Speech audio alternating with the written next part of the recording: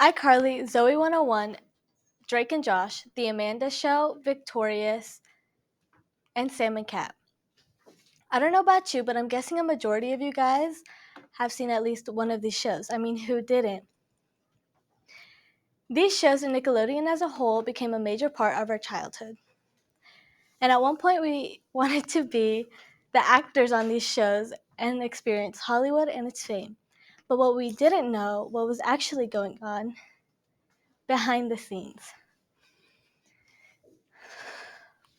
As we slime on through, we're going to talk about Nickelodeon's history, the psychological and mental aspects that the children had to endure, and its moral components.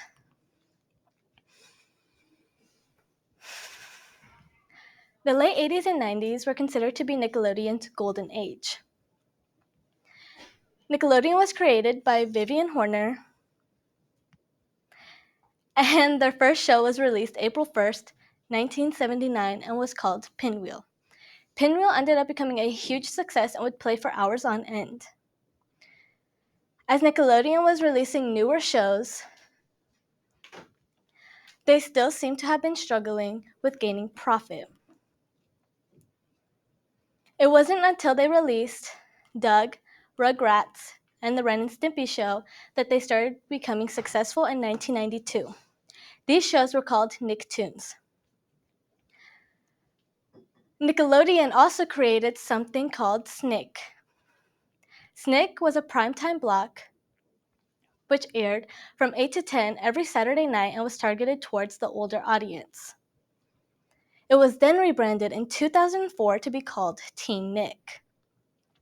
Snick and Teen Nick had a variety of different shows, including shows like Degrassi, All That, SpongeBob, Victorious, Drake and Josh, and so many more.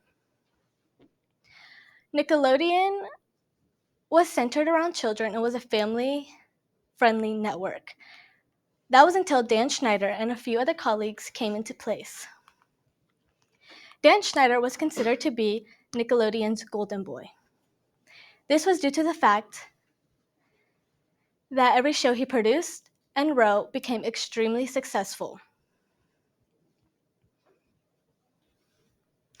Although Schneider seemed to be innocent and funny on screen, behind screen seems to be a whole different story. Recently, a documentary called Quiet on Set came out where a whole bunch of child actors came on to tell their story. They described Dan to be an abusive boss and would make them do uncomfortable and disturbing things. Some of these things included giving him massages on set, having the female writers perform sexual acts, and even writing sexually coded adult jokes into scenes that the children played. As we look further into it, it seems that Dan was close with a lot of the child actors, one of them including Amanda Bynes.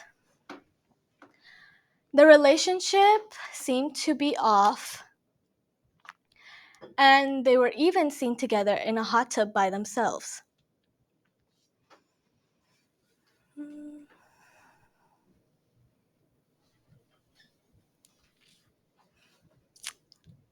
Things escalated when Amanda tried to get emancipated from her parents to then move into Schneider's house. Amanda didn't seem to get along with her parents and struggled mentally, offset, and was also known for her substance abuse, which she then admits years later on. She was also then hospitalized for 30 days and then put under conservatorship controlled by her parents in 2013 due to poor behaviors. But not many people knew about this because they were so focused on the conservatorship that Britney Spears was under. Amanda's conservatorship was ended in 2020, and it said that she is good and is now sober. Drake and Josh. Now, I am certain that many of you guys have either seen or heard about Drake and Josh, but what we didn't anticipate to learn was what actually happened with Drake Bell. Before Drake and Josh, Drake was actually on the show, The Amanda Show. And he was also known for being a comedian and a musician. Recently, Drake came out with his story on the documentary of Quiet on Set to say what happened to him when he worked on Nickelodeon. An actor and dialogue coach named Brian Peck worked with Bell and many other child actors. And he was also known for being gay. Now, this is a very important factor to the story. Due to Drake living farther away from LA, he would occasionally spend nights at Peck's house whenever he had an audition.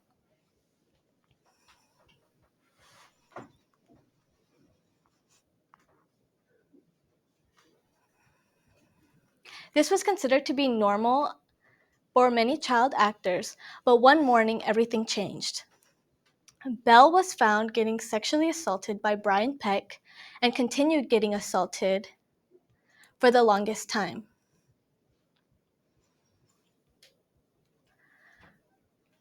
Peck was someone that Drake thought that he could trust, and it wasn't until 2003 that he was arrested, and in 2004 he was convicted for only 16 months for sexual abuse to a minor.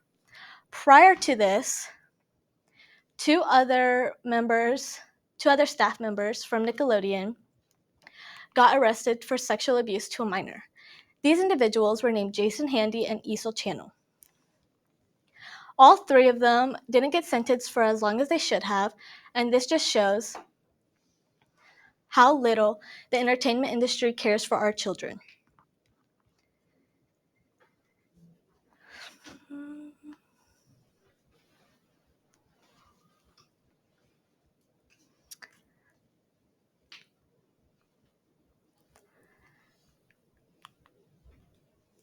Now, as we rerun through